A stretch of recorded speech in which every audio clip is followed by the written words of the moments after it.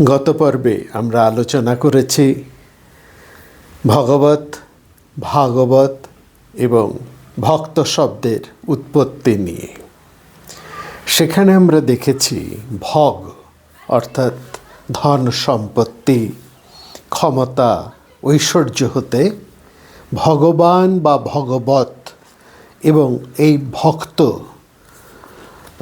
ভাগবত, এই শব্দগুলো পরস্পরের সঙ্গে অত্যন্ত ঘনিষ্ঠভাবে জড়িত এবং ভগবান বা ভগবত এই শব্দটি একেবারে প্রাচীন সময়ে বোঝাতো আদিম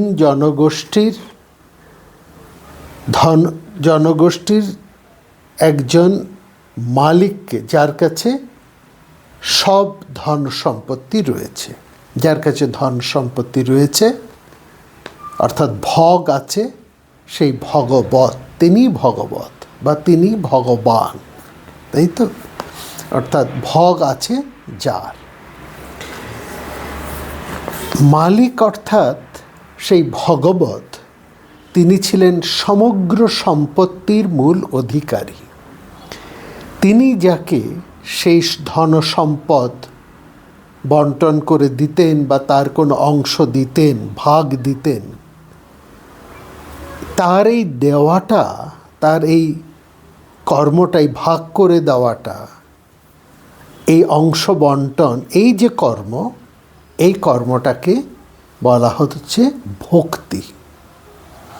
আর যিনি লাভ করছেন সেই ধন সম্পত্তি, তিনি হচ্ছেন ভক্ত, অর্থাৎ ওই অংশ বিশেষের অধিকারী। প্রথমেই সেই আদিম সময় থেকেই ভগবত বলতে সম্পত্তিবান, মানে যার সম্পদ আছে, সম্পদবান, ধনবান, ক্ষমতাবান, এই মানুষদের বোঝাতো। ধীরে ধীরে দেবতাকে ভগবত হিসেবে গণ্য করা হতে লাগলো এবং ভক্তকে দেবতার অনুগ্রহ প্রাপক অর্থাৎ আশ্রিত বা উপাসক হিসেবে ব্যাখ্যা করা আরম্ভ হলো। আদিতে ভগবান বা ভগবতের এই অংশ বন্টন কর্মটাকেই আমরা বলেছি, সেটাকেই বলা হতো ভক্তি, অর্থাৎ যিনি তার ক্ষমতা, ধন সম্পত্তিকে অন্যের মধ্যে ভাগ করে দিচ্ছেন, বন্টন করছেন, এবং তার এই বন্টন প্রক্রিয়া, তার এই কর্ম প্রক্রিয়াটাই হচ্ছে ভক্তি। ভগবত এবং ভক্তের ধারণা সময়ের সাথে সাথে পাল্টাতে আরম্ভ করলো এবং সেই সঙ্গে সঙ্গে ভক্তি শব্দের অর্থ, এবং পরবর্তী সময়ে এই ভক্তি শব্দের একটা নতুন অর্থ এসে দাঁড়ালো অনুগ্রহ লাভের উপায়। ভক্তি শব্দের অর্থ হলো অনুগ্রহ লাভের উপায়। রবীন্দ্রনাথ তার নৈবেদ্য কাব্যগ্রন্থে বলছেন, যে ভক্তি তোমারে লয়ে ধৈর্য নাহি মানে, মুহূর্তে বিহ্বল হয় নৃত্য গীত গানে ভাবোন্মত্ততায়, সেই জ্ঞান হারা উদ্ভ্রান্ত উচ্ছেল ফেন ভক্তি মদধারা নাহি চাহি নাথ। আমরাও এমন একটা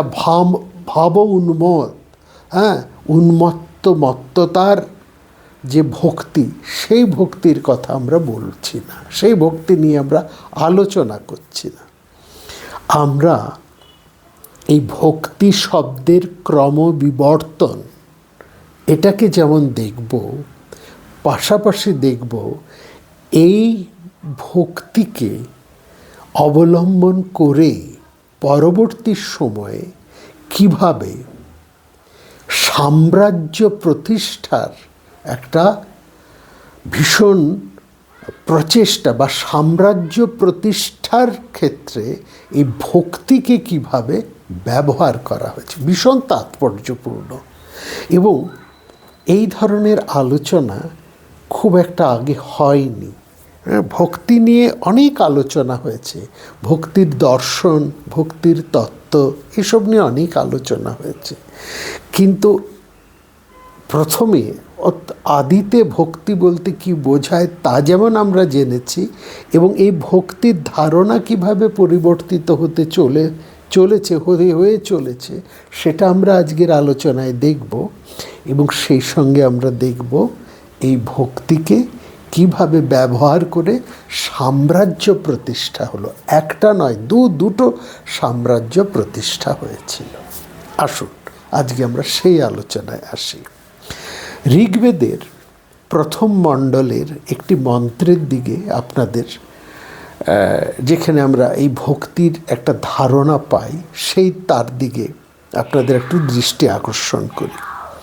সেখানে বলা হয়েছে অগ্নি তিনি কি করছেন না, তিনি ভক্ত এবং অভক্ত, অর্থাৎ আশ্রিত এবং আশ্রিত নয়, অর্থাৎ অনাশ্রিতের মধ্যে বিচার করে অনুগ্রহ দান করেন। অগ্নি সম্পর্কে এটা বলা হয়েছে। অগ্নি সম্পর্কে বলা হয়েছে যে অগ্নি ভক্ত এবং অভক্ত, অর্থাৎ এখানে ভক্ত হচ্ছে যিনি আশ্রিত, এবং অভক্ত মানে যিনি আশ্রিত নন, অনাশ্রিত। এই দুজনের মধ্যে বিচার করে অনুগ্রহ দান করেন। পাণিনির মহাভাষ্যে ভক্তি শব্দের অর্থ হলো এমন একটা ভৌত বস্তু। ভৌত বস্তু মানে একটা মেটেরিয়াল অবজেক্ট, একটা কংক্রিট অবজেক্ট, যাকে অবলম্বন করে মানুষ জীবন ধারণ করে। এটাই হচ্ছে ভক্তি শব্দের অর্থ পাণিনির মহাভাষ্য অনুযায়ী। তারপরে দেখুন, বৈদিক সাহিত্যে ভক্তি এবং দেবতার অনুগ্রহ বোঝাতে কিন্তু সে সময় জাগতিক বস্তুকে বোঝাতো, জাগতিক ধন সম্পদ ক্ষমতা, এগুলোকেই বোঝাতো। এগুলোই ছিল তখন দেবতার অনুগ্রহ। মানুষের যেমন ভক্তি রয়েছে দেবতার প্রতি, দেবতাদেরও একই রকম তেমনি ভক্তি রয়েছে মানুষের প্রতি। এটা খুব গুরুত্বপূর্ণ, এটা আমরা বৈদিক সাহিত্যে পাই। মানুষের যেমন ভক্তি রয়েছে দেবতার প্রতি, তেমনি দেবতারও ভক্তি রয়েছে মানুষের প্রতি। একেবারে বৈদিক সাহিত্যে এটা বলা হয়েছে। আর ঠিক এই যে মানুষের দেবতার প্রতি এবং দেবতার মানুষের প্রতি, এই দুয়ের মাঝখানেই রয়েছে আমাদের যোগ্য ভাবনা বা যোগ্য কর্ম। অর্থাৎ এই যোগ্য কর্ম অনুষ্ঠান করে মানুষ এবং দেবতার উভয়েরই পারস্পরিক উদ্দেশ্য সাধিত হতো। মানুষ তার আকাঙ্ক্ষিত বস্তু, ঈপ্সিত বস্তু দেবতার কাছ থেকে লাভ করতেন এই যজ্ঞকর্ম করে, এবং অন্যদিকে ওই যজ্ঞকর্মের মাধ্যমে দেবতারাও তাদের অভীষ্ট বস্তু লাভ করতেন। অর্থাৎ যজ্ঞক্রিয়ার দিকে দুজনেরই স্বার্থ জড়িত ছিল, কি মানুষের এবং দেবতার। পরবর্তী বৈদিক যুগে বৈদিক উপাসনা যখন অনুষ্ঠান সর্বস্বতায়, অর্থাৎ অর্থহীন ক্রিয়ামাত্র হয়ে দাঁড়ালো, তখন থেকে মানুষের মনে ভক্তির ধারণা ধীরে ধীরে পরিবর্তিত হতে থাকে। এবং এই সময় আমরা দেখছি ব্রাহ্মণ পরবর্তী উপনিষদের যুগ। সেই সময় অর্থাৎ এই উপনিষদের যুগে, উপনিষদের সময়ে ভক্তি শব্দ শুধু সপ্রেম পূজাই বোঝাতো না। সপ্রেম পূজা এই অর্থে শুধু ভক্তি বোঝাতো না, এর দ্বারা বোঝাতো এমন ভালোবাসার সঙ্গে সেবা, যা হতে ভক্তি শব্দের একটা নতুন অর্থ, অর্থাৎ আনুগত্য, সম্পূর্ণ একটা, আমরা কি বলবো, একটা সপ্রেম আবেগপূর্ণ আনুগত্য ও নিবিড় ভালোবাসা, এইটা হচ্ছে ভক্তি অর্থে সেই উপনিষদের যুগে বোঝাতো। ভক্তি শব্দের অর্থ উপনিষদের যুগে দাঁড়ালো সপ্রেম পূর্ণ আনুগত্য ও নিবিড় ভালোবাসা। বৈদিক কবি, আমরা ঋষিকে তো কবি বলতে পারি না, যার ঋষির দৃষ্টি আছে তিনিই কবি, আর যার কবির দৃষ্টি, যার কবি ভাবনা আছে তিনি ঋষি। অর্থাৎ যিনি ঋষি তিনি কবি, বা যিনি কবি তিনি ঋষি। তো সেই বৈদিক সাহিত্যে ঋষি কবি ইন্দ্রকে আহ্বান জানিয়ে সেখানে বলছেন, হ্যাঁ, তুমি আমাদের রক্ষক হও, তুমি আমাদের আত্মীয়। দেবতার সাথে একটা আত্মীয় সম্বন্ধ এখানে স্থাপন করা হচ্ছে, লক্ষ্য করবেন, করে বলছেন তুমি আমাদের রক্ষক হও, আমাদের তুমি রক্ষা কর। কীরকম বলছেন, কীরকম আত্মীয়? তুমি আমাদের আত্মীয়। কেমন আত্মীয়? তুমি বন্ধুর মতো, পিতার মতো, সকল পিতার মধ্যে শ্রেষ্ঠ পিতার মতো তুমি আমাদের প্রতি দৃষ্টিপাত করো ও করুণা প্রদর্শন করো। এই যে একটা আত্মীয়তার সম্পর্ক, বন্ধুর সম্পর্ক, পিতা পুত্রের সম্পর্ক, এটা স্থাপিত হচ্ছে ভক্তির মধ্যে দিয়ে। অর্থাৎ ভক্তির মধ্যে এরকম একটা সম্পর্ক, সপ্রেম, নিবিড় আনুগত্য ভালোবাসার সম্পর্ক স্থাপিত হচ্ছে।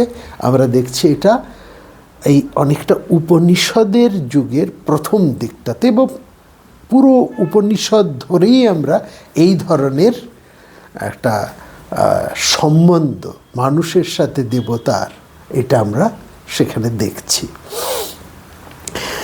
ধর্মীয় শ্রদ্ধা অর্থে ভক্তি শব্দটির ব্যবহার সর্বপ্রথম পাওয়া যায় সেই তো অশ্বতর উপনিষদে। এই মতবাদের সর্বপ্রথম সুস্পষ্ট ব্যাখ্যাটি আমরা পাই ভগবদ্গীতায়, এবং ভগবদ্গীতা হচ্ছে সমস্ত উপনিষদের সার। এবং ভাগবত যারা ভাগবত ধর্মাবলম্বী, অর্থাৎ সেই নারায়ণ বিষ্ণুর যারা উপাসক, সেই ভাগবতদের প্রামাণ্য গ্রন্থ।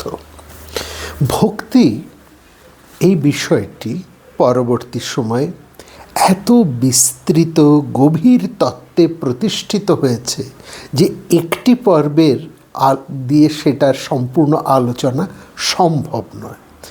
আমরা আজকের পর্বে ভক্তি শব্দের ক্রমবিকাশ নিয়ে কিছু কথা বলবো প্রথমে, তারপরে যা বলেছে দেখব যে এই ভক্তি ভাবনা যা ধর্মীয় আন্দোলনের, সামাজিক আন্দোলনের একটা অন্যতম বিষয়, হ্যাঁ, সেটা কিভাবে সাম্রাজ্য প্রতিষ্ঠার ক্ষেত্রেও ব্যবহৃত হয়েছে। ভগবদ্গীতায় ভক্তি বলতে বোঝানো হয়েছে ঈশ্বর বা পরম পুরুষের প্রতি বিশুদ্ধ ভালোবাসা। কিন্তু যদি আমরা জিজ্ঞেস করি ভক্তি কাকে বলে, তাহলে আমাদের দর্শনে, ইতিহাসে সেখানে বলা হয়েছে সা কস্মৈচিৎ পরমা প্রেম রূপা, সা কস্মৈচিৎ পরমা প্রেম রূপা। এখানে ঈশ্বর বা কোনো নির্দিষ্ট সর্বনাম ব্যবহার করা হয়নি, এটা লক্ষ্য করবার। এবং কোথাও কস্মৈচিৎ এবং কোথাও তস্মিন, তৎ অস্মিন, এই শব্দ ব্যবহার করা হয়েছে। তুমি সে, তৎ তুমি, তৎ অস্মিন, তোমার আর আমার এই যে সম্বন্ধ, তোমার ও আমার মাঝে, হ্যাঁ, সেই রবীন্দ্রনাথের গান আছে না, তোমারও আমারও মাঝে, এই যে একটা মিলন, এই যে একটা প্রেম, যে একটা ভালোবাসা, এই যেটা, সেখানে এই তুমিটা বলে কিন্তু কোনো নির্দিষ্ট কাউকে করা হয়নি। এখানে কোনো নির্দিষ্ট ভগবান, নির্দিষ্ট কোনো নাম, নির্দিষ্ট কোনো সর্বনাম এখানে কিন্তু ব্যবহার করা হয়নি, এটা বিশেষ করে লক্ষ্য করবেন। অর্থাৎ সেই প্রকৃত সত্তা, তাকে যে নামেই অভিহিত করা হোক না কেন, তিনি আমাদের অন্তরতম। এই তস্মিন, হ্যাঁ, তৎ অস্মিন, এই তিনি আমাদের অন্তরতম। এটাই হচ্ছে মূল কথা, আসল কথা। তিনি আমাদের অন্তরতম, অন্তরঙ্গতম অপেক্ষাও অন্তরঙ্গতর। তার প্রতি আমাদের পরম প্রেম। ভগবদ্গীতায় বলা হয়েছে, যদিও তিনি অচিন্তনীয় ও সমগ্র বিশ্ব নিজের মধ্যে ধারণ করেছেন, তবু তার একটা বাহ্য রূপ আছে, একটা বাহ্য রূপের কল্পনা সেখানে করা হয়েছে। এবং সেই বাহ্য রূপ যাকে ভালোবাসা যায়, পূজা করা যায়। কীরকম না, বন্ধু যেমন বন্ধুর সঙ্গে, পিতা পুত্রের সঙ্গে, প্রেমিক প্রেমিকার সঙ্গে যে নিবিড় ঘনিষ্ঠতা অনুভব করে, হ্যাঁ, ভক্ত সেই প্রিয়স্পদের সাথে, তার বাহ্য রূপের সাথে সেই রকমই অনুভূতি লাভ করতে পারে। এবং সেখানে খুব সুন্দর করে বলা হচ্ছে, পিতেব পুত্রস্য সখেব সখ্যু প্রিয় প্রিয়রার্ষি দেব স্বরূপ। কিন্তু লক্ষ্য করবেন, এখানে সকাম প্রেমের বিন্দুমাত্র স্পর্শও নেই। এখানে প্রকাশ পেয়েছে দেবতার প্রতি পরম বিস্ময় ও শ্রদ্ধার এক অপূর্ব অনুভূতি। দেবতার রূপ যদি ভয়ঙ্কর হয়, যেমন আমরা দেখছি হিরণ্যকশিপু ভয়ঙ্কর, কিংবা অর্জুনকে তিনি যখন সেই ভয়ঙ্করতম বিশ্বরূপটি প্রদর্শন করছেন, হ্যাঁ, তবুও তিনি উপাসকদের কাছে অনুগ্রহ করে সহনীয় রূপ ধারণ করেও উপস্থিত হন। যখন ভক্ত প্রার্থনা করেন, তুমি তোমার এই ভয়ঙ্কর রূপটি সংবরণ করে মধুর রূপে বিরাজ হয়ে, তখন তিনি অনুগ্রহ করে তার সেই মধুর বা সহনীয় রূপটি ধারণ করে ভক্তের সামনে উপস্থিত হন। তাহলে প্রাথমিক স্তরে ভক্তির একটা অত্যাবশ্যক উপাদান হল ভক্তের নিজের সম্পর্কে দীনতার অনুভূতি, নিজের সম্পর্কে দীনতার অনুভূতি। এবং এটা তো ঠিক, ভক্তের মধ্যে দীনতা ভাব থাকবে, হ্যাঁ, সেই দীনতার মধ্যে দিয়ে তিনি সেই পরম ঈশ্বরের কাছে অনুগ্রহ প্রার্থনা করছেন। এইটা হচ্ছে ভক্তির পর্যায়ের, এই যে ভক্তি শাস্ত্রের একটা প্রাথমিক রূপ বা পরিচয়। মৌর্য সম্রাট সমুদ্রগুপ্তের এলাহাবাদ স্তম্ভলিপিতে খোদাই করা একটি বার্তা বা সূক্ত আছে। সেখানে বলা আছে, ভক্ত বনতি মাত্র গ্রাহ্য মৃদু হৃদয়স্য, ভক্ত বনতি মাত্র গ্রাহ্য মৃদু হৃদয়স্য, মানে যার হৃদয় শুধু তার প্রতি ভক্তিতে অবনত হয়ে বা তার প্রতি শ্রদ্ধা দেখিয়ে জয় করা যায়, মানে ভক্তিতে অবনত হয়ে তার প্রতি শ্রদ্ধা জানিয়ে, অর্থাৎ দীনতার প্রকাশের মাধ্যমে সেই প্রভুর, ঈশ্বরের, সেই পরম প্রেমিকের তার হৃদয়টিকে জয় করে নেওয়া সম্ভব। ভক্ত ঈশ্বরকে জয় করতে পারে দীনতার মধ্যে দিয়ে। এই বার্তাটা এই আমরা অনেক পরবর্তী সমুদ্রগুপ্তের এই স্তম্ভলিপির মধ্যে আমরা পাচ্ছি। ঋগ্বেদে ভগবত অনুগ্রহ শব্দের অর্থ হল, সেখানে কিন্তু দেখুন ভগবত অনুগ্রহ, ভগবত মানে যার অনেক ক্ষমতা আছে, সম্পদ আছে, তার অনুগ্রহ। এই শব্দটার অর্থ ঋগ্বেদ অনুসারে একজন কর্মপরায়ণ, কঠোর, মহাশক্তিধর শাসক, যিনি অনুগ্রহ করে তার উচ্চ আসন বা সিংহাসন হতে নিচে নেমে আসেন, সবার মাঝে নেমে আসেন। আর ভক্ত শব্দের অর্থ সেখানে একজন গ্রহীতা, যিনি ভগবতের অনুগ্রহ লাভ করেছেন তার নিজের সম্পর্কে দীনতার অনুভূতি হতে। এখানে এই দীনতার মাধ্যমেই একজন ভক্ত তার অভীষ্ট লাভ করতে পারে ভগবতের কাছ থেকে। এটা দেবতার ক্ষেত্রে যেমন সত্য, মানুষের ক্ষেত্রেও সত্য। কারণ আমরা গত পর্বে তো দেখেছি, ভগবত বলতে একজন ক্ষমতাবান মানুষকেও বোঝানো হতো, একজন ধনবান মানুষকেও বোঝানো হতো। সুতরাং একজন ক্ষমতাবান, ধনবান, শক্তিবান মানুষের অনুগ্রহ যে প্রার্থনা করে তার মধ্যে একটা দীনতার ভাব থাকে। ঠিক এটা দেবতার ক্ষেত্রেও সত্য।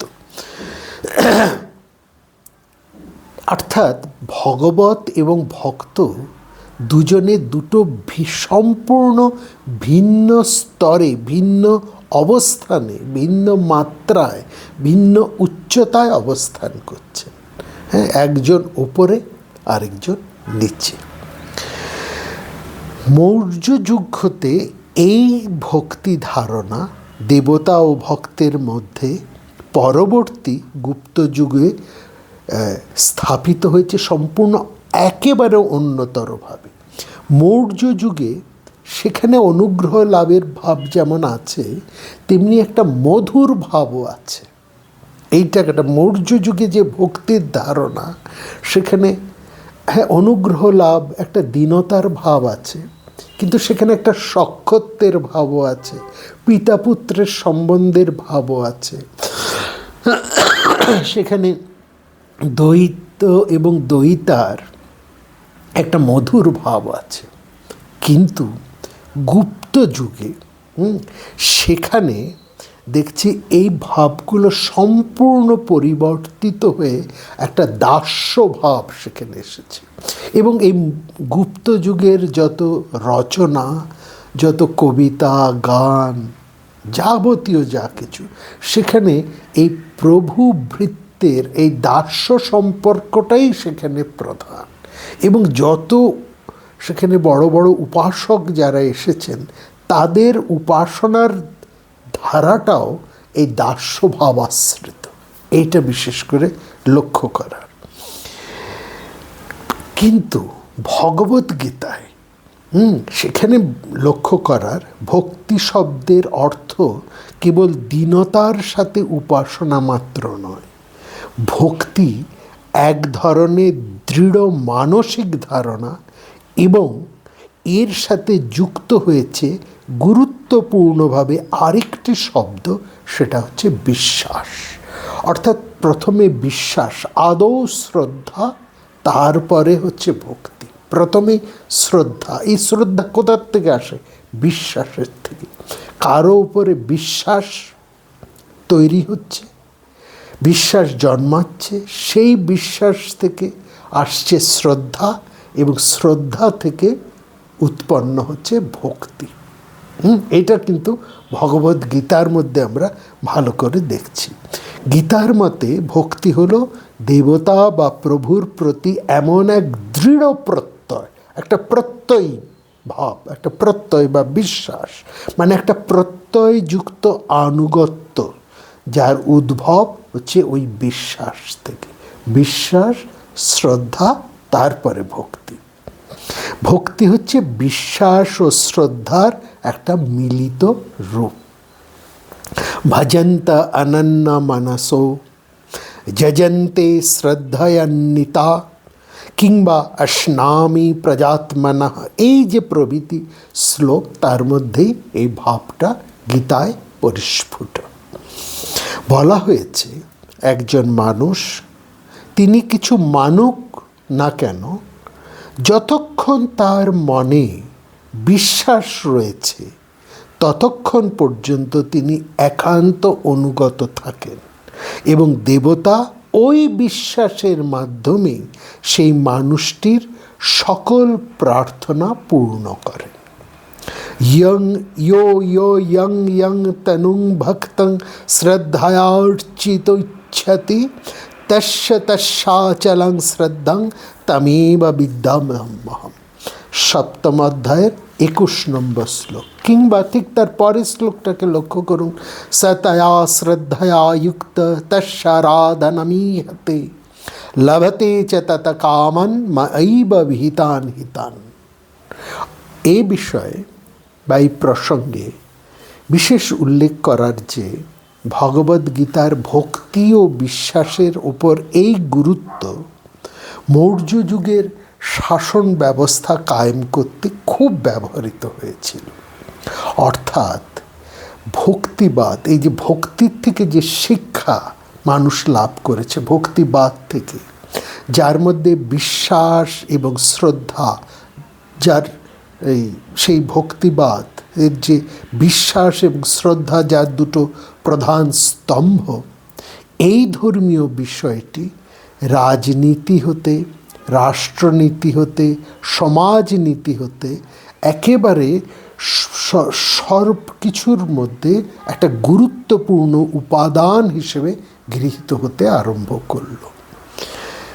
কেমন যে সমাজ, আমরা এখানে দেখছি যে এই যে ভক্তিভাবের মধ্যে যে দুটো বড় বড় উপাদান, ভাবের বা ভক্তি ধর্ম শিক্ষার যে দুটো প্রধান স্তম্ভ, একটা হচ্ছে বিশ্বাস আর একটা হচ্ছে আনুগত্য। একটা হচ্ছে বিশ্বাস এবং অন্যটি হচ্ছে শ্রদ্ধা। এও আমরা বলতে পারি বিশ্বাস এবং শ্রদ্ধা, এই দুটো মিলেই তো আনুগত্য হয়। এই যে দুটো প্রধান স্তম্ভ, এই দুটোকে নিয়েই মৌর্য বংশের রাজারা ভারতবর্ষে সর্বপ্রথম সাম্রাজ্য প্রতিষ্ঠা করতে সক্ষম হয়েছিলেন। এই সাম্রাজ্যকে অটুট রাখতে এবং রাষ্ট্র পরিচালনাকে নির্বিঘ্ন করতে প্রজাদের যে একটা আনুগত্য বা লয়ালিটির প্রয়োজন, এই লয়ালটি তারা লাভ করেছিলেন তাদের প্রজাদের মধ্যে প্রচলিত সেই ধর্মবিশ্বাস বা সেই ভক্তি ধারণার অবস্থান বা শিক্ষা থেকে। হ্যাঁ, সুতরাং এইরকমই একটা, যখন একজন শাসক তার একটা সাম্রাজ্য প্রতিষ্ঠা সে করতে চাইছে, এবং এই সাম্রাজ্য প্রতিষ্ঠার ক্ষেত্রে সবচাইতে দরকারি যে বিষয়টা, সেটা হচ্ছে প্রজাদের আনুগত্য বা লয়ালিটি। তো এই ক্ষেত্রে দরকার, শাসকের দরকার এমন একটা ধর্ম শিক্ষার বা এমন একটা ধর্মের যার জনপ্রিয়তা সবচাইতে বেশি, এবং সেই ধর্মশিক্ষার মধ্যে ভক্তি এবং বিশ্বাস এই ধারণাটা চমৎকারভাবে আছে, আর সেই সঙ্গে সঙ্গে সেই ধর্মশিক্ষার মধ্যে পরিত্রাতার অর্থাৎ প্রোটেক্টর, সেভিয়ারের এই ভাবটিও বা এই ধারণাটিও সেখানে রয়েছে। এর সবচাইতে ভালো সেই ধর্ম কোনটা হতে পারে? ভাগবত ধর্ম, ভাগবত বৈষ্ণব ধর্ম। ভাগবত ধর্ম কী করে বৈষ্ণব ধর্মে রূপান্তরিত হয়েছে সেটা আমরা তো গত পর্বে বলেছি। ভাগবত হচ্ছে সেই নারায়ণের উপাসক, সেই ভাগবতরা যারা পরবর্তী সময়ে ব্রাহ্মণ্য ভাবটাকে গ্রহণ করেছিলেন এবং তারা নারায়ণের সাথে বিষ্ণু পূজাও আরম্ভ করেছিলেন। অর্থাৎ নারায়ণ ও বিষ্ণুর একটা সমন্বয়ী ভাব আমরা এই ভাগবত ধর্মের মধ্যে দেখছি, এবং এই ভাগবত ধর্মের আরেকটা নাম হচ্ছে বৈষ্ণব ধর্ম। সেই বৈষ্ণব ধর্মের মধ্যে বিষ্ণুর একটা ধারণা হয়েছে যে বিষ্ণু নারায়ণেরই অংশ। এই নিয়ে আমরা বিস্তৃত আলোচনা গত পর্বে করেছি, এবং এই ধর্মের আমরা একটু আগেই বললাম গুরুত্বপূর্ণ গ্রন্থ, প্রামাণ্য গ্রন্থ হচ্ছে ভগবদ্গীতা। এবং এই ভগবদ্গীতার মধ্যেই দেখুন সেখানে রয়েছে পরিত্রাতার ধারণা, সেখানে রয়েছে পরিত্রাণায় চ সাধুনাম বিনাশায় চ দুষ্কৃতম। এটা যেমন আছে, এই একজন প্রোটেক্টর বা সেভিয়ারের ধারণা যেমন সেই ভগবদ্গীতার মধ্যে আছে, তেমনি ধর্মরক্ষার জন্য সম্ভবামি যুগে যুগে, যিনি বারবার তার ভক্তদের কল্যাণের জন্য অবতার রূপে নেমে এসেছেন এবং সামাজিক ও ধর্মীয় ন্যায় নীতিকে রক্ষা করেছেন, এই ভাবটাও রয়েছে। সুতরাং এই ধর্ম রক্ষার ভাবনাটাকে পরবর্তীকালে সাম্রাজ্য প্রতিষ্ঠার ক্ষেত্রে শাসকেরা তারা সাম্রাজ্য রক্ষা, সমাজ রক্ষা, বর্ণ ধর্ম রক্ষা প্রভৃতির সাথে এক দৃষ্টান্তে উপস্থিত করেছেন। একভাবে তারা সুচতুরভাবে তারা এই ধর্মটাকে ব্যবহার করেছেন, এই ধর্ম শিক্ষাটাকে ব্যবহার করেছেন। দেখুন, এর সাথে আরেকটা গুরুত্বপূর্ণ বিষয় সেখানে ছিল, সেটা কি, যে ভগবদ্গীতার নিষ্কাম ভাবনা। এই ভগবদ্গীতার যে নিষ্কাম ভাবনা, এটা সেই সময় সমাজের মধ্যে, রাষ্ট্র ব্যবস্থার মধ্যে একটা বিশেষ যে প্রভাব রেখেছিল তার উদাহরণ আমরা দেখতে পাই। ত্রৈকুটক মহারাজারা তারা নিজেদেরকে ভগবানের বেতনভুক শ্রমিক, ভগবৎ পাদ কর্মকার, ভগবৎ পাদ কর্মকার এই বলে পরিচয় দিতেন। এই সময় সর্বপ্রকার সামাজিক উন্নয়নের জন্য যে সমস্ত বিপুল কর্মধারা করা হতো, যে সমস্ত কর্মানুষ্ঠান করা হতো, সেখানে শাসক এবং জনসাধারণ অর্থাৎ রাজা এবং প্রজা একত্রে ঈশ্বরের কাজ বা ভগবানের কাজ হিসেবে নিজেদেরকে প্রভুর ভৃত্য এই মনে করে সেই সমস্ত সামাজিক উন্নয়নের কাজ করতেন। এই ভাবধারার মধ্যে ঈশ্বরের প্রতি যে আনুগত্যবোধের ধারণা বর্তমান ছিল, মৌর্য যুগ পার হয়ে পরবর্তী গুপ্ত যুগে তার অন্যতর আরেকটা রূপ সাম্রাজ্য রক্ষার স্বার্থে ব্যবহৃত হতে আরম্ভ হলো। এই প্রসঙ্গে আসছি। তার আগে আরেকটি গুরুত্বপূর্ণ পরিবর্তন সমাজ চেতনায় যে বিপুলভাবে ঘটে চলেছে তার কথা আমাদেরকে বলতে হবে। সেটা কি না, এই ভক্তি সমাশ্রিত ভাগবত বৈষ্ণব ধর্মে অহিংসার উপর বিশেষ জোর দেওয়া হয়েছে। লক্ষ্য করবেন ভগবদ্গীতার 13, 16 এবং 17 এই 3টি অধ্যায়ে, অর্থাৎ এই 3বার অহিংসার কথা বিশেষ গুরুত্ব দিয়ে বলা হয়েছে। 16 অধ্যায়ের 7 নম্বর শ্লোকটিকে দেখুন, 13 অধ্যায়ের 7 নম্বর শ্লোকটিকে দেখুন, 16 অধ্যায়ের 2 নম্বর শ্লোকটিকে দেখুন, 17 অধ্যায়ের 14 নম্বর শ্লোকটিকে দেখুন। সেখানে দেখবেন এই অহিংসা কথা বারবার বলা হয়েছে, ত্যাগের কথা বলা হয়েছে। সেখানে এই অহিংসা শব্দ এই 3টে শ্লোকেই বারবার এসেছে। অমানিত্যম অধম্মিত অহিংসং শান্তির আর্জবম। সেখানে এসছে অহিংসা, সত্যম, ক্রোধ, ত্যাগ, শান্তির বৈশুনম। তারপরে 17 অধ্যায়ের মধ্যে আছে ব্রহ্মচর্যম অহিংসা চ শারীরিক তপ উচ্চতে। এই অহিংসা এই ভাবটা সেখানে বিপুলভাবে এসে গেছে এবং বিশেষ গুরুত্ব দিয়ে বলা। এর ফলে কি হয়েছে না, আগে কি ছিল, রামায়ণে অযোধ্যাকাণ্ডে আমরা দেখতে পাই শ্রীরামচন্দ্র রান্না করা হরিণের মাংস দিয়ে বিষ্ণু রুদ্রের পূজা করেছেন। এটাও একটি বৈদিক পদ্ধতিতে বিষ্ণু পূজার বর্ণনা। কারণ নারায়ণ বা বিষ্ণু কারো পুজোতেই প্রথমে অহিংসা নীতি প্রতিষ্ঠিত ছিল না, অর্থাৎ মদ্য মাংস দিয়েই পুজো করার প্রচলন সেখানে ছিল। বাসুদেব কৃষ্ণের উপাসনাতেও প্রাণী হত্যা করে অর্ঘ্যদানের কোনো নিষেধ সেখানে ছিল না। বরং আপনারা হরিবংশে দেখতে পাবেন সেখানে শ্রীকৃষ্ণ গোয়ালাদের উদ্দেশ্যে উপদেশ দিয়েছিলেন যে পর্বত দেবতা অর্থাৎ সেই গোবর্ধনের উদ্দেশ্যে সসম্মানে পশু বলি দেবার।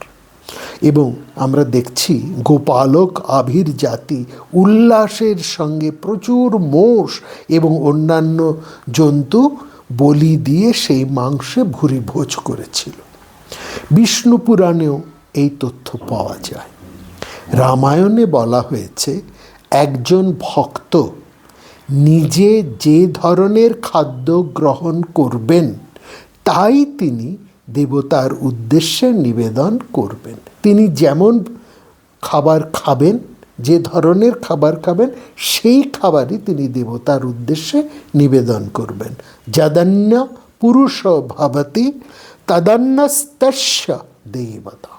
যা তার যেমন অন্ন, দেবতারও সেই একই অন্ন। যদিও মহাভারতের অনুগীতায় নারায়ণের উদ্দেশ্যে পশু বলির উল্লেখ রয়েছে, তবু এই পরবর্তী মহাভারতে এই মহাগ্রন্থে অহিংসার উপরও বিশেষ জোর দেওয়া হয়েছে। সেখানে ওই শান্তি পর্বের নারায়ণী খণ্ডে বলা হয়েছে বিষ্ণুর একনিষ্ঠ উপাসক রাজা উপরিচর বসু তিনি যে বিরাট অশ্বমেধ যজ্ঞ করেছিলেন, সেই অশ্বমেধ যজ্ঞে কোনো প্রাণী হত্যা করা হয়নি এবং শুধু বনজ জিনিসই দেবতার উদ্দেশ্যে দান করা হয়েছিল। সেখানে ওই যেখানে এই উপরিচর বসুর কথা আছে এই শান্তি পর্বে, সেখানেই পশু হত্যা উচিত কি অনুচিত এই বিষয়ে একটা দীর্ঘ কাহিনী রয়েছে। অর্থাৎ আমরা দেখছি সময়ের অগ্রগতির সাথে সাথে মানুষের মনোভাবেরও একটা পরিবর্তন ঘটছে। অর্থাৎ ভাগবত ধর্মের মধ্যে একটা নতুন ভাবনার সৃষ্টি হচ্ছে, সেখানে একটা অহিংস ভাবনা এসছে, বলিপ্রথা রোধ হচ্ছে এবং সেখানে এই ভাবনাটি পরবর্তী বৌদ্ধ ও জৈন ভাবনার মধ্যে জনমানসে বিরাট প্রভাব সৃষ্টি করেছে। ভাগবত ধর্ম যেখান হতে পরবর্তী সময়ে এই বৈষ্ণব ধর্মের উৎপত্তি, যেটা আমরা শুনেছি, এই ধর্মে বলা হয়েছে একজন প্রকৃত ভাগবত। এখানে কিন্তু ভাগবত শব্দের অর্থটাও দেখবেন পরিবর্তিত হয়ে গেছে। ভাগবত শব্দের অর্থ এখানে ভক্ত অর্থেও কিন্তু বোঝাচ্ছে। ভাগবত মানে যার ভোগ সম্পত্তি ক্ষমতা আছে এই অর্থ আর বোঝাচ্ছে না। ভাগবত শব্দের অর্থটারও পরিবর্তন ঘটে গেছে। ভাগবত আর ভক্ত সমার্থক। এই ভাগবতে এই ভাগবত ধর্মে, বৈষ্ণব ধর্মে বলা হচ্ছে একজন প্রকৃত ভক্ত বা একজন প্রকৃত ভাগবত কোনো রকম হিংসা আচরণ করবে না বা করে না, প্রাণ নাশ করে না, অন্যের জিনিসপত্র কেড়ে নেয় না এবং কোনো রকম অসামাজিক কুকর্মেও সে জড়িত থাকে না। এরকম যার পবিত্র হৃদয়, সেই হৃদয়ে শ্রী বিষ্ণু সদা বাস করেন। যদিও এই ব্যবহার কেবলমাত্র ধর্মীয় এবং সামাজিক অনুশাসনের মধ্যেই কিন্তু সীমাবদ্ধ ছিল। কেন আমরা এই কথা বলছি? কারণ ভাগবত ধর্মে, বৈষ্ণব ধর্মে কিংবা পরবর্তী সময়ের বৌদ্ধ বা জৈন কোনো ধর্মেই রাজার যুদ্ধযাত্রা নিষিদ্ধ হয়নি, তার মৃগয়া বা শিকার নিষিদ্ধ হয়নি, বা এ বিষয়ে সংযত থাকার নির্দেশও দেওয়া হয়নি। পুরাণে বহুবার বহু বৈষ্ণব রাজাদের দিগ্বিজয়ের কথা ফলাও করে বর্ণনা করা হয়েছে, এও আমরা দেখতে পাই। এবার আমাদের এই আলোচনার মূল জায়গায় আমরা আসি। সেখানে আমরা বিশেষভাবে দেখব যে ভক্তি, বিশ্বাস এবং অহিংসার উপর ভিত্তি করে ভাগবত বৈষ্ণব ধর্ম গড়ে উঠেছে, সেই ভাগবত বা বৈষ্ণব ধর্মের জনপ্রিয়তা কিন্তু সমাজে বৃদ্ধি পেয়েছিল শাসকের অর্থাৎ রাষ্ট্রশক্তির বদান্যতায়। এটা ঠিক, যে কোনো ধর্মের প্রচার তখনই বাড়ে, বিপুল পরিমাণে বেড়ে যায় যদি তার পেছনে রাষ্ট্রের একটা বিরাট সমর্থন থাকে, রাষ্ট্রশক্তির যদি বিরাট সমর্থন থাকে। সেটা আমরা খ্রিস্টান ধর্মের ক্ষেত্রে দেখেছি, সেটা আমরা ইসলাম ধর্মের ক্ষেত্রে দেখেছি। ঠিক সেই রকম মৌর্যদের মতো গুপ্ত যুগের সম্রাট শাসকদের পৃষ্ঠপোষকতায় এবং ব্রাহ্মণ পুরোহিতদের সমর্থন অর্থাৎ একটা সমন্বয়ী সহানুভূতিশীল মনোভাব, এই সব কারণ ভাগবত বৈষ্ণব ধর্মের জনপ্রিয়তা ও সম্মান অভূতপূর্ব পরিমাণে বাড়িয়ে তুলেছিল। যতদূর মৌর্য গুপ্ত সাম্রাজ্যের পরিধি বিস্তৃত ছিল, অর্থাৎ বর্তমান ভারতবর্ষের সর্বত্র পূর্ব, উত্তর, মধ্য, দক্ষিণ এবং ভারতবর্ষের বাইরে দক্ষিণ পূর্ব এশিয়ায় জাভা, বালির যেখানে ভারতীয় উপনিবেশগুলো এই সময়ে তৈরি হয়েছিল, সেখানেও এই ধর্মের বিস্তার ঘটেছিল। এবং এই গুপ্ত যুগেই এই বৈষ্ণব ধর্মের সাথে অর্থাৎ নারায়ণ বিষ্ণুর সাথে শ্রী লক্ষ্মীর একটা যোগ করা হয়েছিল, একটা সমন্বয় করা হয়েছিল এবং তার ফলে এই ভাগবত বৈষ্ণব ধর্মের প্রভূত জনপ্রিয়তা ও প্রসারও ঘটে। যে অবতারবাদ আমরা ভাগবত ধর্মে দেখি বা দেখা যায়, যেখানে বিষ্ণু স্বয়ং নারায়ণের অংশ, পরবর্তী সময়ে বাসুদেব শ্রীকৃষ্ণ নারায়ণের এক অষ্টমাংশ, সেই অবতারবাদ বা এই অবতার তত্ত্ব সমাজে, স্বামিত্বে এবং সেখান হতে রাষ্ট্রপ্রধান রাজার উপরেও কিন্তু আরোপিত হয়েছে। মহাভারতের অনুশাসন পর্বে বিষ্ণুকে বলা হয়েছে দৈবতং দেবতানাম, মানে দেবতাদেরও দেবতা। হরিবংশে, সেখান থেকে দেখুন হরিবংশে শ্রীকৃষ্ণ বলছেন, এটা একটু বিশেষ করে লক্ষ্য করুন, মহাভারতে আমরা দেখলাম বিষ্ণুকে বলা হয়েছে দৈবতং দেবতানাম, দেবতাদেরও দেবতা। কিন্তু ঠিক মহাভারতের খিল হরিবংশে দেখুন, সেখানে শ্রীকৃষ্ণ কি বলছেন, সেখানে শ্রীকৃষ্ণ বলছেন প্রত্যেক গোপালকদের কাছে গোধনই হচ্ছে দৈবতং পারম, কারণ ওই গোধনই তাদের কাছে আশ্রয় স্বরূপ। গোধনের উপর নির্ভর করেই তাদের বেঁচে থাকা, তাদের সমৃদ্ধি সব কিছুই। সুতরাং যার উপরে আশ্রয় করে আমরা বেঁচে থাকি, আমাদের সমৃদ্ধি ঘটে, সেটাই হচ্ছে আমাদের কাছে দৈবতম। সেইভাবে বিষ্ণুর বা নারায়ণ এর অর্থ হচ্ছে অয়ন শব্দের অর্থ তো আশ্রয়, এবং বিষ্ণু বা নারায়ণের উপরেই তো আমরা আশ্রয় করে সমস্ত প্রাণী বেঁচে থাকে। সেই জন্য প্রথম দিকে সেই ভাবনার ধারণা ছিল যে নারায়ণ বিষ্ণুই হচ্ছেন দৈবতা বা দৈবতং দেবতানাম, দেবতাদেরও দেব, তিনি শ্রেষ্ঠ। হরিবংশ পুরাণে কৃষ্ণ এই ধারণাটাকে পাল্টে দিলেন। তিনি সেখানে নারায়ণ বিষ্ণুর গুরুত্ব না, বলছেন তোমাদের নারায়ণ বিষ্ণু বা ইন্দ্র এসব নয়, তোমাদের আশ্রয় হচ্ছে তোমাদের গোধন। এই ভাবনাটাকে কতখানি পরিবর্তন ঘটে গেল। এবং পরবর্তী সময়ে দেখুন ঠিক এই ভাবনাটাও পরিবর্তিত হয়ে সেটা এই দেবতা নাম হয়ে যাচ্ছেন একজন রাজা, যার উপরে সমস্ত রাষ্ট্র, যাকে কেন্দ্র করে বা যার আশ্রয়ে সমস্ত রাষ্ট্রবাসী নির্বিঘ্নে বাঁচতে পারেন। সমস্ত রাষ্ট্রের সমৃদ্ধি, যশ, নিরাপত্তা যার উপর নির্ভর করছে। সুতরাং তিনি হয়ে যাচ্ছেন দৈবত দেবতানাম, তিনি হচ্ছেন প্রধান, তিনি হচ্ছেন শ্রেষ্ঠ। হ্যাঁ, তো মনুস্মৃতিতে দেখুন এই শব্দটি পরমং দৈবতম, এই শব্দটি ব্যবহার করা হয়েছে জ্ঞানী নৈষ্ঠিক ব্রাহ্মণদের উদ্দেশ্যে। জ্ঞানী নিষ্ঠাবান ব্রাহ্মণ অর্থাৎ বিদগ্ধ মানুষ, জ্ঞানী মানুষ, পণ্ডিত মানুষ, তারাই সমাজকে ধারণ করে, রক্ষা করেন। হ্যাঁ, তাদের জ্ঞানের উপর নির্ভর করেই, তাদেরকে আশ্রয় করেই সমাজ বিকশিত হয়। এটা তো সুতরাং যার উপরে আশ্রয় করে সমাজ এবং জনসাধারণের সমৃদ্ধি ঘটে,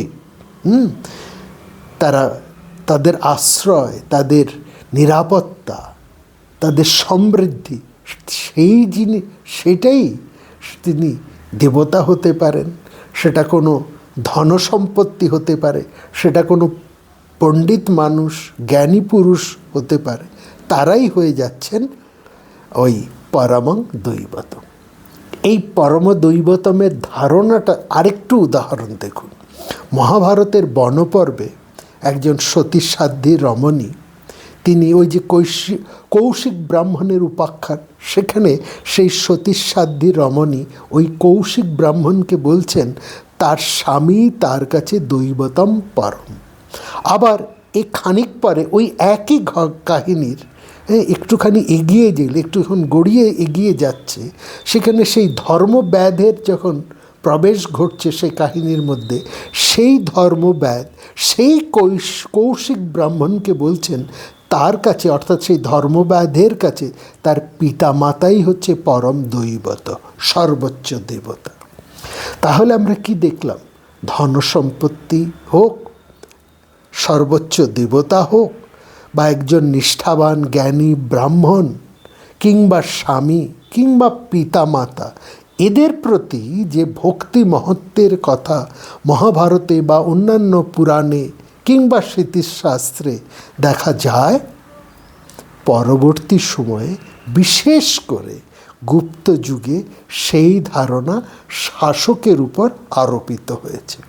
সেখানে শাসকের গৌরব ও দেবত্ব অধিক মাত্রায় বেশি বেশি করে প্রকাশ করার জন্য, প্রজা মানুষে একটা ভীতি মিশ্রিত সমীহ আদায় করার জন্য।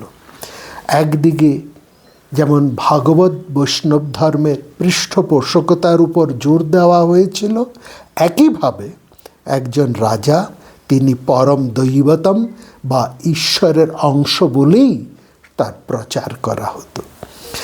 মহাভারতে শান্তি পর্বের রাজধর্ম প্রকরণে, যেখানে দেখবেন বিষ্ণু এবং পৃথুর সংবাদ রয়েছে, সেখানে বলা হয়েছে দেবাশ্চ নরদেবাশ্চ তুল্যা, দেবাশ্চ নরদেবাশ্চ তুল্যা, দেবতা, রাজা এবং দেবতার মধ্যে কোনো প্রভেদ নেই। স্বয়ং বিষ্ণুই বা বিষ্ণু অংশই রাজা রূপে পৃথিবীতে অবতীর্ণ হয়।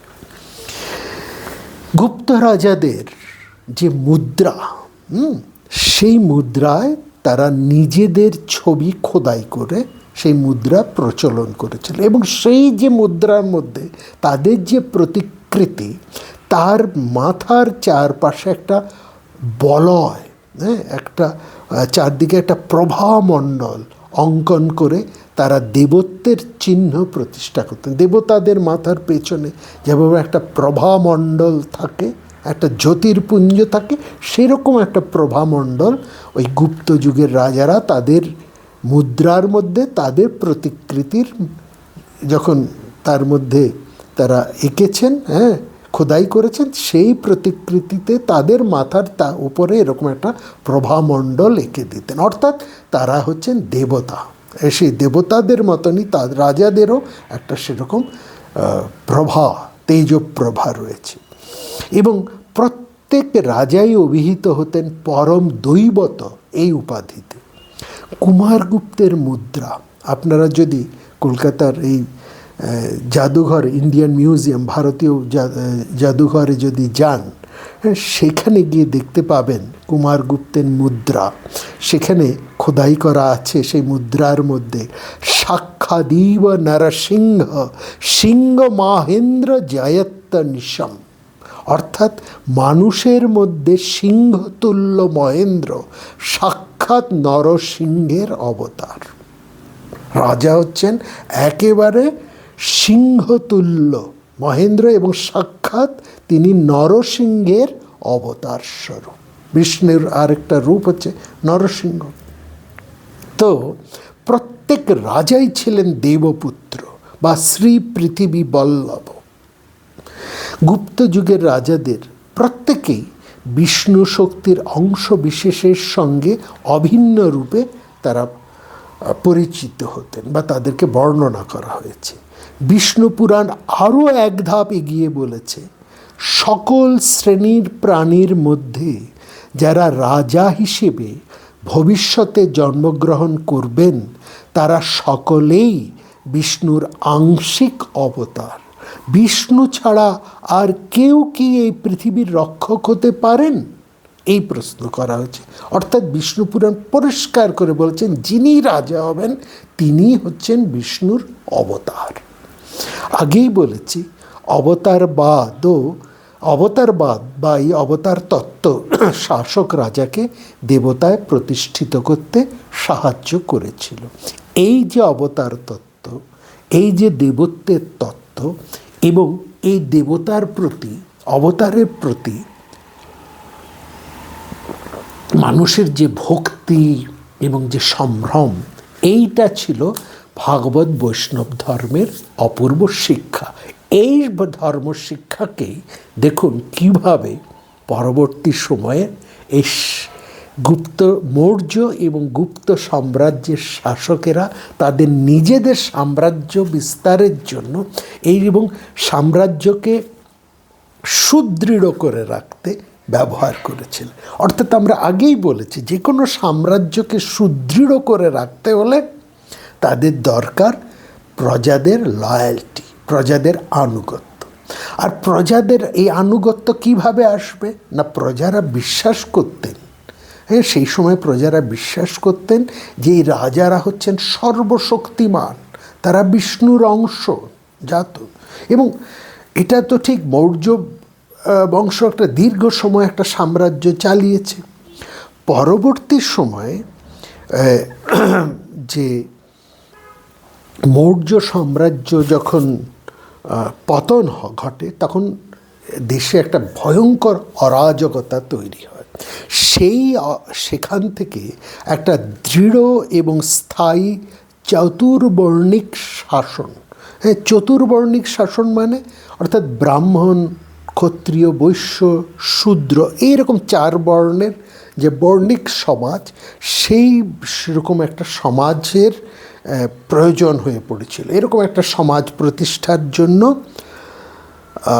গুপ্ত সাম্রাজ্যের ভিত্তিকে সুদৃঢ় করে তোলার জন্য একদিকে ব্রাহ্মণ পুরোহিতেরা এবং অন্যদিকের এই ভাগবত বৈষ্ণব সমাজ তারা রাজাকে পূর্ণ সমর্থন জানিয়েছিলেন। এবং সেখানেও দেখুন ওই ভক্তির যে দুটো উপাদান, একটা হচ্ছে বিশ্বাস, একটা বিশ্বাস থাকবে ভক্তির মধ্যে, দুটো জিনিস, একটা হচ্ছে বিশ্বাস থাকতে হবে আর থাকতে হবে আনুগত্য।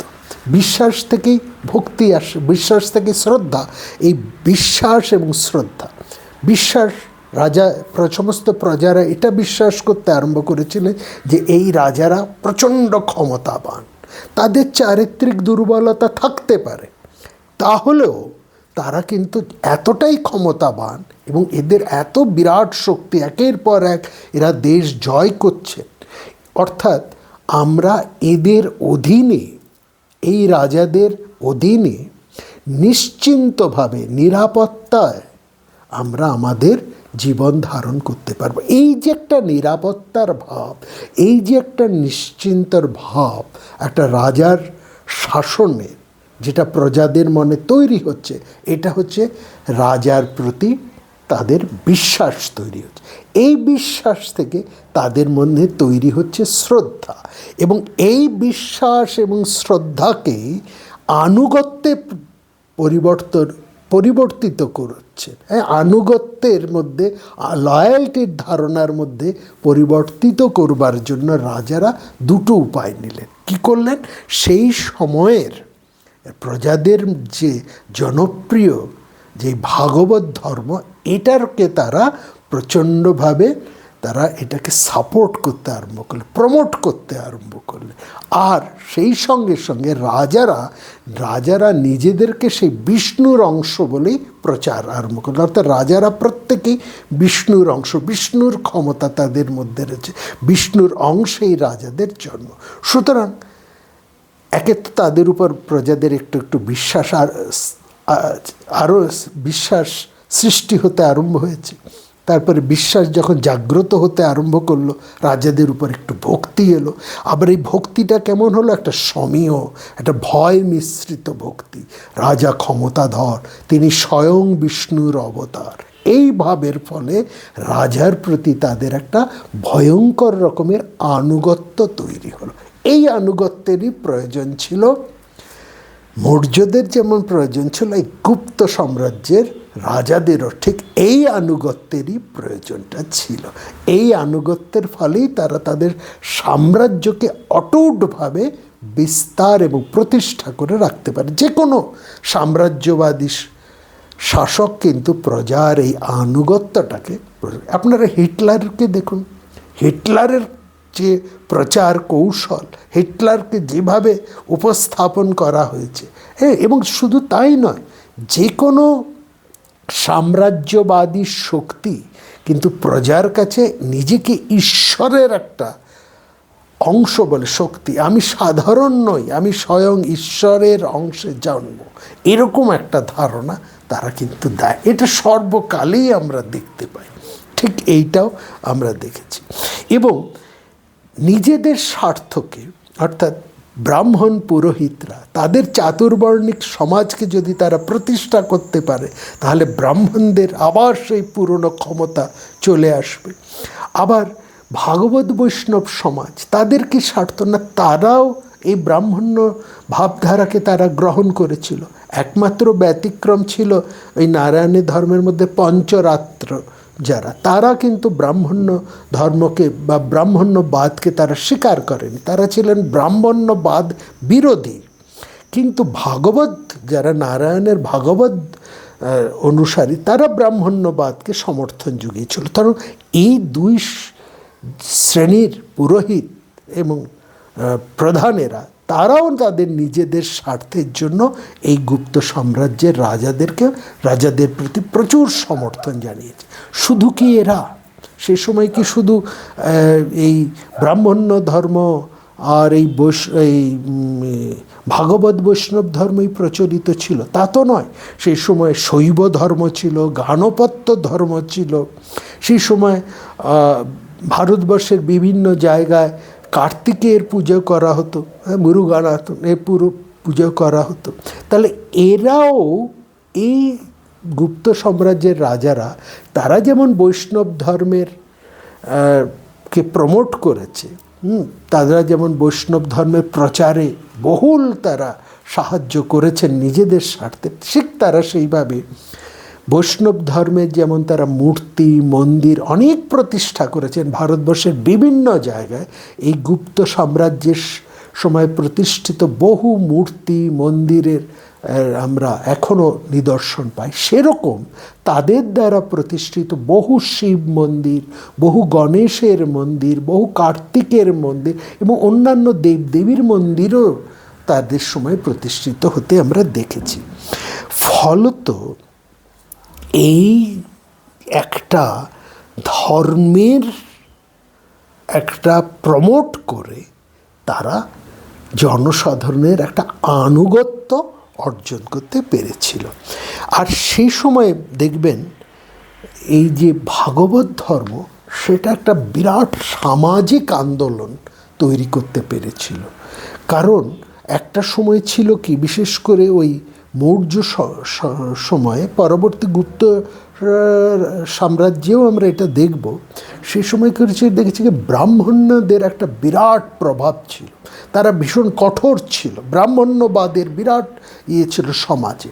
ফলত একেবারে নিম্ন বর্ণ বা নিম্ন বর্গ অর্থাৎ শূদ্র অন্তর্জদের মধ্যে একটা জনজাগরণ, একটা প্রতিরোধ প্রতিবাদ সৃষ্টি হয় এবং এই প্রতিবাদ প্রতিরোধকেই সমর্থন জানায় কিন্তু ভাগবত ধর্ম, বৈষ্ণব ধর্ম। ফলে ভাগবত ধর্মের মধ্যে নিম্ন বর্ণের মানুষদেরকেও অন্তর্ভুক্ত করা হয়েছিল এবং সেখানে বলা হয়েছিল, যেটা আমরা গত পর্বে বিস্তৃতভাবে আলোচনা করেছি, যে বিষ্ণুর উপাসনা করে ভক্তি ধর্মের আশ্রয়ে একজন হীন পাপী কিংবা নিন্দিত মানুষ পুনরায় সমাজে সসম্মানে প্রতিষ্ঠা লাভ করতে পারে।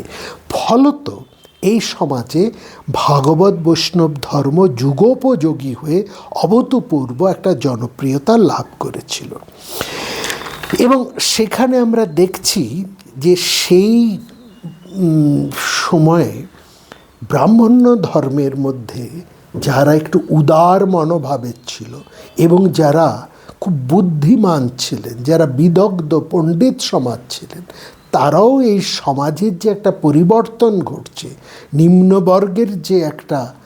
নিম্নবর্গের স্তরে যে একটা পরিবর্তন ঘটছে, সমাজ ভাবনার মধ্যে যে একটা পরিবর্তন ঘটেছে, সেটা তারা বুঝতে পেরেছেন এবং বুঝতে পেরেছিলেন বলে তারাও কিন্তু এই পরিবর্তনটাকে স্বাগত জানিয়ে ব্রাহ্মণ্য ধর্মের উদারতাকে তারা প্রশস্ত করে দিয়েছিলেন। ফলে এই ভাগবত বৈষ্ণব ধর্ম সেই সময় বহুল পরিমাণে জনপ্রিয়তা লাভ করেছিল। এবং আরেকটা জিনিস আমাদেরকে বলতে হবে, আরেকটা বিশেষ কারণে এই ভাগবত বৈষ্ণব ধর্মের একটা গুরুত্বপূর্ণ অবদান সে সময় সমাজে ছিল, সেটা হচ্ছে রাজনৈতিক পৃষ্ঠপোষকতা তো আছে, সেটা ছাড়াও এই ধর্মে ব্রাহ্মণ্য ধর্মের যে কাঠিন্য বা গোঁড়ামি সেটাকেও সরিয়ে ফেলা হলো। হ্যাঁ, একটা সামাজিক উদারতার জায়গা সেখানে এলো, অনেক উদারপন্থী ব্রাহ্মণেরা সেখানে এগিয়ে এলেন। এবং সেখানে কি ঘটছিল, সে সময় আরেকটা বিরোধ আসছিল, এই ব্রাহ্মণ্য সমাজের আরেকটা বিপদ সেখানে আসছিল, একটা নয়, একসঙ্গে তিনটে বিপদ। সেটা কি,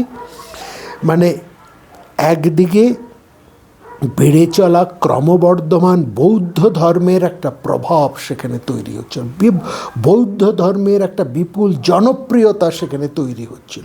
সুতরাং এই বৌদ্ধ ধর্মের প্রভাবকে আটকাবার জন্য বৈদেশিক শক্তির একটা অনুপ্রবেশ সেখানে ঘটছিল, শক হুন এই সমস্ত মানুষেরা তখন ঢুকছিল। সেই সময়ের মানুষরাও তাদের এই সাধারণ নিম্নবর্গের মানুষদেরকে ধর্মান্তরিত করে নিচ্ছিল তাদের প্রভাব আটকাবার জন্য। অর্থাৎ বৈদেশিক শক্তির অনুপ্রবেশের ফলে সমাজে ধর্মে যে একটা আঘাত আসছিল, সেখানে যে একটা ধর্মান্তরের ব্যাপার ঘটছিল, সেটাকে আটকাতে এটা ওই বৈদেশিক শক্তির হাত থেকে, বৌদ্ধ ধর্মের হাত থেকে এবং নতুন একটা সামাজিক ভাবধারা যেখানে নিম্নবর্ণের জাগরণ ঘটে চলেছে, এই ত্রিফলা আক্রমণ থেকে বর্ণধর্মী সমাজ ব্যবস্থাকে রক্ষা করার জন্য, আবার সেই ব্রাহ্মণ্য জীবনযাত্রা পদ্ধতির পবিত্রতা পুনঃপ্রতিষ্ঠার জন্য তারা কি করলেন না, জনপ্রিয় নারায়ণ এই বিষ্ণু দুইজনকে এক করে ভক্তি বিশ্বাসের আধারে প্রতিষ্ঠিত এই উদার ভাগবত বৈষ্ণব ধর্মের তারা সমর্থন আরম্ভ করলেন। এবং সেখানে আমরা দেখছি যে সমস্ত যে মহাকাব্যগুলো রচিত হয়েছিল, যে সমস্ত পুরাণগুলো রচিত হয়েছিল, তাদের মধ্যেও একটা আমরা সংশোধন এবং পরিমার্জনের ঘটনাও সেখানে ঘটছিল। দুটো উদাহরণ দিই। একটা উদাহরণের কথা আপনাদেরকে অন্য পর্বে বিশদে বলেছি, তবু বলি। রামায়ণ, বাল্মীকি কৃত যে রামায়ণ, যেখানে আদিকাণ্ড থেকে যুদ্ধকাণ্ড, এটাকে বলা হয় বাল্মীকির রচনা। এইখানে রামচন্দ্রকে উপস্থাপিত করা হয়েছে একজন মানুষ হিসেবে, একজন ঐতিহাসিক চরিত্র হিসেবে। বহু বহু পরবর্তী সময়ে সেখানে উত্তরকাণ্ড রচনা করা, এবং এই উত্তরকাণ্ড বাল্মীকির রচনা নয়। সেই উত্তরকাণ্ডের মধ্যে রামকে প্রতিষ্ঠিত করা হয় বিষ্ণুর অবতার হিসেবে, তাকে ভগবান হিসেবে দেখানো হয়, সেখানে প্রতিষ্ঠা দেওয়া হয়। তারপরে মহাভারতের বিভিন্ন জায়গায় বিভিন্ন পুরাণের মধ্যেও নানা ধরনের সংশোধন সংযোজন সেখানে ঘটতে থাকে, এবং ভগবদ্গীতার মধ্যেও আমরা সেখানে নতুন তত্ত্বকে আমরা সেখানে পাচ্ছি। সেখানে পরিষ্কার করে বলা হচ্ছে জন্মসূত্রে নয়, কর্মকেই সেখানে প্রাধান্য দেওয়া হয়েছে। বলা হয়েছে অন্য ধর্মের, অন্য বর্ণের ধর্ম চমৎকারভাবে পালন করার চেয়েও মানুষের নিজের নিজের বর্ণধর্ম পালন সেটা খুব ভালো করে না পারলেও শ্রেয়, অর্থাৎ শ্রেয়ান স্বধর্ম বিগুণ পরধর্মাৎ সনুষ্ঠিতাৎ। বলা হয়েছে বর্ণধর্ম মানুষের স্বভাব ধর্ম, তা যেমনই হোক না কেন তা পরিত্যাগ করা উচিত নয়, কারণ চতুর্বর্ণ বিভাগ ভগবান স্বয়ং সৃষ্টি করেছেন, চতুর্বর্ণ মায়া সৃষ্ট। সমাজের ভিত্তিরূপে বর্ণ ব্যবস্থাকে রক্ষা করার জন্য সে সময়ে জনপ্রিয় সম্প্রদায়গুলোকে ভাগবত বৈষ্ণব ধর্মে রূপান্তরিত করা হয়েছে। সমস্ত অন্যান্য যে সমস্ত সম্প্রদায় ছিল তাদের মধ্যেও এই ভক্তির ভাব, ভক্তির ধারণা সেখানে কিন্তু সুকৌশলে ঢুকিয়ে দেওয়া হয়েছিল। তাহলে আমরা কি দেখলাম এই আলোচনা থেকে? আমরা দেখলাম ভাগবত বৈষ্ণব ধর্ম যে রাজ অনুগ্রহ পেয়েছিলেন তার দুটো মূল কারণ। এক হচ্ছে ধনী হতে নির্ধন, মূর্খ হতে শিক্ষিত, ব্রাহ্মণ হতে অন্তজ, সর্বশ্রেণীর মানুষকে এই ধর্মের আওতায় আনা সম্ভব হয়েছিল। প্রত্যেকের স্বার্থ এই ধর্মের মধ্যে খানিক হলেও রক্ষা করা সম্ভব ছিল। আর দ্বিতীয়, 2 নম্বর, যেটা সবচাইতে বেশি গুরুত্বপূর্ণ, সেটা হলো ভক্তি, যেটি এই ধর্মের মূল উপাদান এবং যেখানে নিঃশর্ত আত্মনিবেদন, শরণাগতির কথা বারবার বলা হয়েছে। এই নিঃশর্ত আত্মনিবেদনের মাধ্যমেই একজন ভক্ত ভগবানের কৃপা লাভ করতে পারে। এই মূল শরণাগতি হতে আনুগত্য, যা একজন শাসকেরও ভীষণ প্রয়োজন তার শাসন প্রতিষ্ঠার জন্য, তার সাম্রাজ্য প্রতিষ্ঠার জন্য, এবং সেটিকেই ব্যবহার করে প্রথম মৌর্য সাম্রাজ্য এবং পরবর্তী সময়ে গুপ্ত সাম্রাজ্য তার বিস্তার ঘটিয়েছিল। এবং অবশ্যই শাসককে দেবতা, অর্থাৎ সরাসরি বলা ভালো বিষ্ণুর অংশ হিসেবে প্রতিষ্ঠা দেওয়া হয়েছিল। অর্থাৎ ভক্তিবাদী ধর্মীয় এবং সামাজিক আন্দোলনকে কিভাবে কাজে লাগিয়ে সাম্রাজ্য বিস্তার ও জনসাধারণের আনুগত্য লাভ করা যায় এবং এর মাধ্যমে সাম্রাজ্যকে দীর্ঘস্থায়ী রূপ দেওয়া সম্ভব, সেটাও আমরা দেখলাম এই ভক্তি ধারণার ক্রমবিবর্তনের মধ্যে দিয়ে এবং দুটি সাম্রাজ্য, মৌর্য এবং গুপ্ত সাম্রাজ্যের ইতিহাসের মধ্যে দিয়ে। আগামী পর্বে আমরা এমনই কোনো বিষয় নিয়ে আপনাদের কাছে উপস্থিত হব। আপনাদের গুরুত্বপূর্ণ মতামত আপনারা আমাদেরকে জানাবেন। আপনারা এই সরাসরি এখানে কমেন্টস বক্সে জানাতে পারেন, ফোন করে জানাতে পারেন, মেইল করে জানাতে পারেন। আর এখনও যদি আপনারা সাবস্ক্রাইব না করে থাকেন তাহলে অবশ্যই সাবস্ক্রাইব করে আমাদের পাশে থাকবেন। নমস্কার।